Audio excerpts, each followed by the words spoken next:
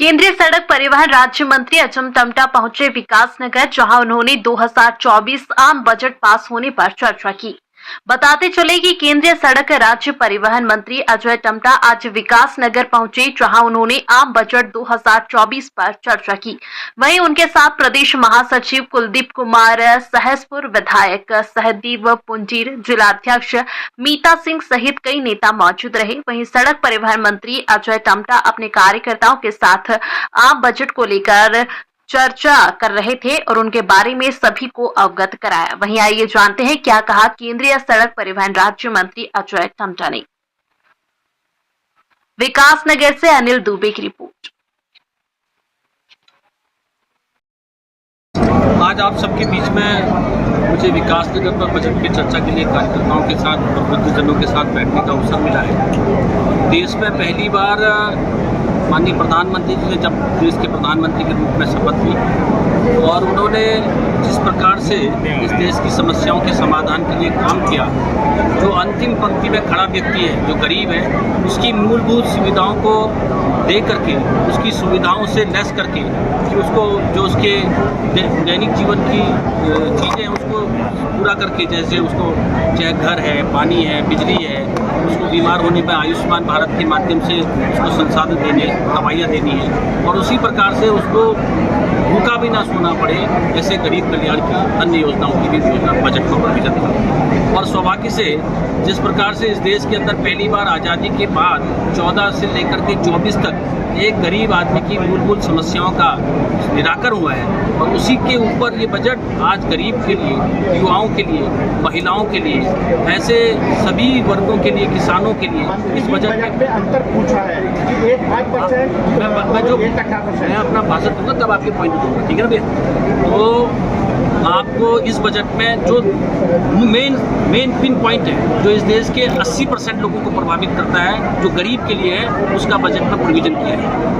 और इस बजट के माध्यम से आने वाले भारत में जो स्वावलंबन और बढ़ेगा और स्वावलंबन बढ़ने के कारण से लोग स्वयं पर अपना रोजगार करेंगे, अपना डेवलपमेंट करेंगे। उस डेवलपमेंट के कारण से भारत माता के विकसित भारत के संकल्प को 2047 तक हम एक उस भारत की दिशा की ओर जाएंगे। और आपको कोई क्वेश्चन करना है?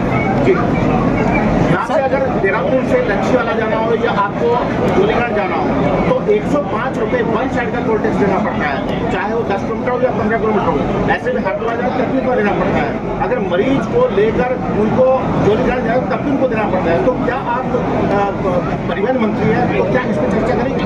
परिवहन मंत्री होने के नाते से मैं आप सबको एक बहुत बधाई देता हूँ, बहुत शुभकामनाएं देता हूँ। आप सबके मार्गदर्शन से, सौभाग्य से मुझे ये जिम्मेदारी मिली है और जिस प्रकार से रोड नेटवर्क को हम पूरे देश के अंदर बना रहे हैं, जिस सरकार के डेवलपमेंट है, वो डेवलपमेंट अपने आप में अभूतपूर्व है और आज हम सब के संज्ञान में है। जिन समस्याओं के समाधान के लिए हमको वर्षों घंटों तक सफ़र करना पड़ता था, वो सफ़र कम हो रहा है। आज दिल्ली देहरादून का जो इंफ्रास्ट्रक्चर हम रोड कर रहे हैं, उसमें हम 2.5 घंटे के अंदर पहुँचेंगे। और भी चूँकि जब रोड डेवलपमेंट होती है तो रोड डेवलपमेंट के अंदर कहीं ना कहीं कुछ खर्चे भी होते हैं और ये पूरे आम जनमानस चाहती है कि हमको अगर रोड से जाना है तो हमको अगर कहीं पर कुछ शुल्क भी देना पड़े तो उसमें, क्योंकि शुल्क के माध्यम से भी हमारी रोड डेवलपमेंट में आवश्यक चीज़ है। और आपका एक क्वेश्चन जीएसटी से संबंधित था, क्योंकि ये नई प्रकार की टैक्स प्रणाली है। आपने जो बोला था 18 जो देश में एक कर और एक देश के नाते से जिस प्रकार से हमने एक राशन कार्ड बनाया पूरे देश के अंदर, अगर कोई आपके गढ़वाल का, इधर का विकासनगर का रहने वाला अगर दिल्ली चला जाता है तो राशन से वंचित होता है, तो उसको वहाँ भी राशन मिलता है। हमने कहा एक कर एक व्यवस्था, एक निशान एक विधान, वो हमने अपने करके दिए और इसी का उदाहरण आप देख रहे हैं कि आज जम्मू कश्मीर के अंदर एक निशान एक विधान चल रहा है। धारा 370 रुपये खत्म किया है। वहीं टैक्स प्रणाली में आपने बोला है कि किसी चीज़ में टैक्स हुआ है, चूँकि ये टैक्स की जो व्यवस्था है, इस व्यवस्था में राज्य सरकार का भी सहयोग रहता है, राज्यों के साथ भी मीटिंग होती है और जब जो सजेशन मिलते हैं उन सजेशनों को केंद्र सरकार स्वीकारती है। अगर आपको कहीं टैक्स स्लेब में कोई दिक्कत लग रही है, जिसमें जीएसटी वाले में, उसमें अगर कोई सुधार की गुंजाइश होगी तो राज्य सरकार के माध्यम से जो पैनल बैठता है उसके साथ वित्त मंत्री बैठते हैं और बहुत सारा निर्णय होने के बाद उसमें कहीं पर ऐसी आवश्यकता लगती है तो परिवर्तन करते हैं। हम दिल्ली यमुनोत्री रोड में जहाँ आयोजित किया गया है, इस कार्यक्रम के आज के हमारे मुख्य अतिथि जो कि 1996 से राजनीति में जिन्होंने प्रवेश किया, उस समय जिला पंचायत सदस्य बने और उसके बाद जिला पंचायत के अध्यक्ष रहे और 2007 में उन्होंने अपना विधानसभा का चुनाव लड़ा जिसमें विजयी हुए और उसके बाद लगातार संघर्ष करते हुए भारतीय जनता पार्टी के 2014 में आपको अल्मोड़ा लोकसभा से संसदीय सांसद के रूप में चुना गया और उसके बाद लगातार तीसरी बार इस बार भी बहुत ही अधिक मतों से आप विजयी हुए और 2016 में आप केंद्र सरकार में कपड़ा राज्य मंत्री के तौर पर आपने काम किया और आपका अनुभव हमारे उत्तराखंड राज्य का जो नाम रोशन किया। उसी क्रम में इस बार भी आपको आपकी प्रतिभा को देखते हुए आपको एक और इस बार जब तीसरी बार हमारी आदरणीय प्रधानमंत्री मोदी जी की सरकार बनी उसमें आप सड़क परिवहन मंत्री के रूप में राज्य मंत्री के तौर पर आप निर्वाचित कार्यभार संभाल रहे हैं और देख रहे हैं। उसी क्रम में आज आप हमारे जिला देहरादून ग्रामीण के बजट पर चर्चा कार्यक्रम में मुख्य अतिथि के रूप में हमारे बीच उपस्थित हुए हैं। आपका इस कार्यक्रम में पहुंचने पर हार्दिक स्वागत और अभिनंदन। मैं आप सबसे चाहूंगा कि आप इनके लिए कटल ध्वनि से आप इनका स्वागत करें।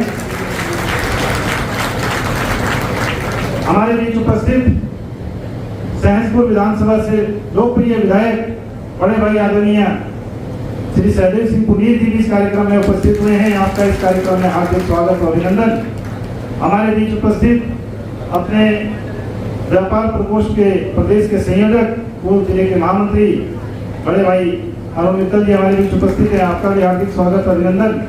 हमारे बीच उपस्थित जिस मंडल में ये कार्यक्रम हो रहा है उस मंडल के अध्यक्ष भाई विपुल बोसरा जी और हमारे बीच उपस्थित अपने जिले के दोनों ही महामंत्री भाई अमित डबराल जी, विनोद कश्यप जी, हमारे बीच उपस्थित प्रदेश के उपाध्यक्ष और पूर्व विधायक अपने विकास नगर के श्रीमान कुलदीप कुमार जी हमारे बीच उपस्थित हैं। आपका भी इस कार्यक्रम में हार्दिक स्वागत और अभिनंदन।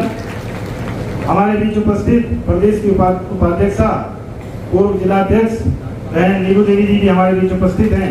आपका भी इस कार्यक्रम में हार्दिक स्वागत और अभिनंदन।